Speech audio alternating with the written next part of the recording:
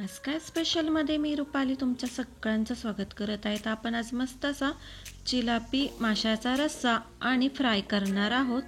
इथे पाहू शकता मस्त असा आपला झणझणीत रस्सा तयार झालाय आणि त्याचबरोबर हे फ्राय ही अगदी बिग वन स्पेशल मच्छी म्हणले तरी चालेल असा हा रस्सा आणि फ्राय आज आपण बनवणार आहोत. तर त्यासाठी इथे मी कांदा, कोथिंबीर, आलं, लसूण आणि खोबरं घेतलेलं आहे. अगोदर आपण आलं लसूण पेस्ट करून घेतली आणि त्याच भांड्यात हे खोबरं बारीक करून घ्यायचं आहे. तर इथे मी मसाला भाजणार नाही, कच्च्या मसाल्यातच आपण हे रस्सा करायचा आहे. तर इथे पाहू शकता मी असं खोबरं छान असं बारीक करून घेतलेलं आहे. त्यातच आता हा कांदा, आलं लसूण आणि कोथिंबीर तीही छान अशी बारीक फाईन पेस्ट आपण करून घेणार आहोत.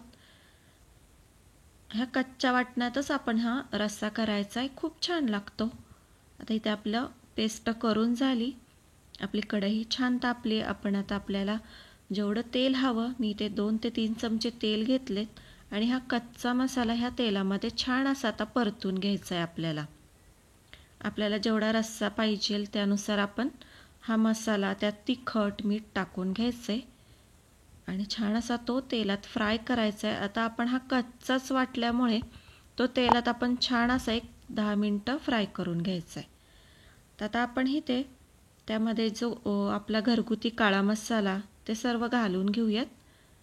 1 चमचा घरगुती मसाला, 1 चमचा हळद आणि अर्धा चमचा लाल तिखट आणि हे छान असं फ्राय करून घ्यायचं आहे.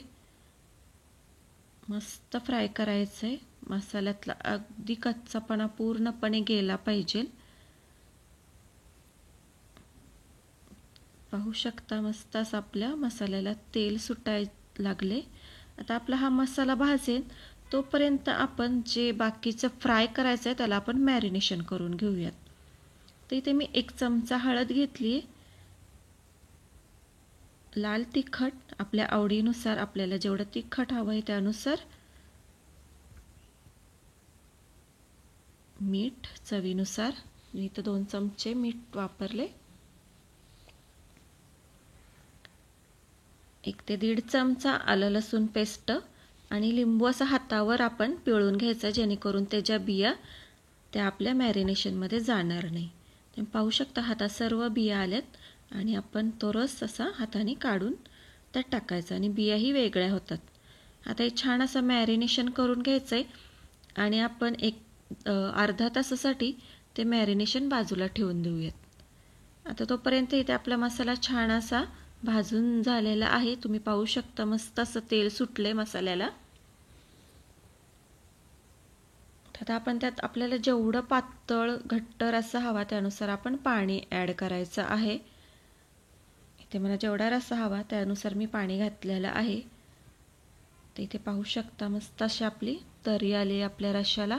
छान अशी उकळी फुटून द्यायची आहे.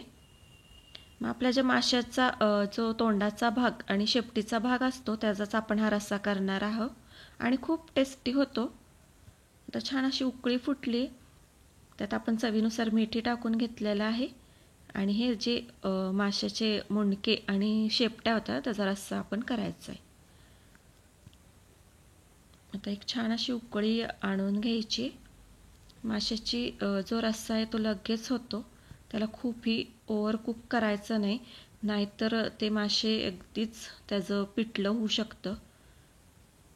पाहू शकता मस्त असा आपला रस्सा तयार झालेला आहे. आता कोथिंबीर घालून घ्यायची आणि मस्त असा झणझणीत रस्सा तयार आहे.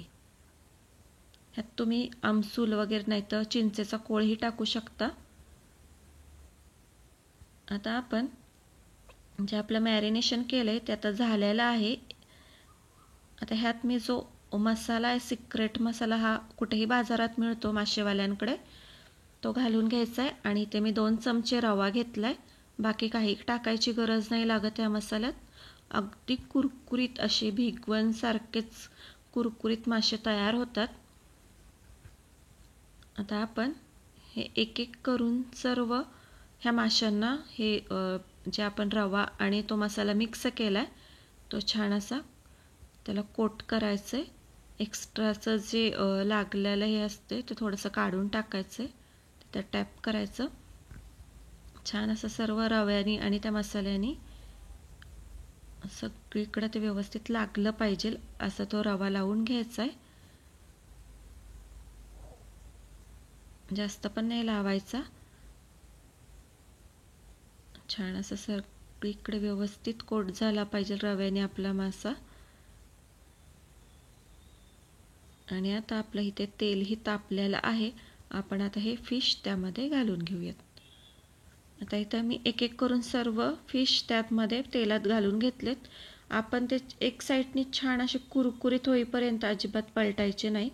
एक 5 मिनिटानंतर पाहू शकता मी ते पलटणार आहे. ते छान आता एक बाजूने छान असे कुरकुरीत झालेत. पाहू शकता मस्त असे झालेली एक साईड आपली.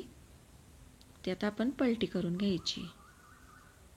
आपण सारखं जर माशांना पलटी करत राहिलो तर ती कुरकुरीत होत नाही आणि वरनं क्रिस्पी होतात आणि आतनं ती सॉफ्टच राहतात. कच्ची पण कधी कधी राहू शकतात. फुल फ्लेमवर जर आपण फ्राय केलं तर खूप असं म्हणजे बारीक फ्लेमवरती एक 15 ते 20 मिनटं छान असं ते एक बाजू आणि दुसरी बाजू करून घ्यायची. म्हणजे छान असे क्रिस्पी मासे होतात.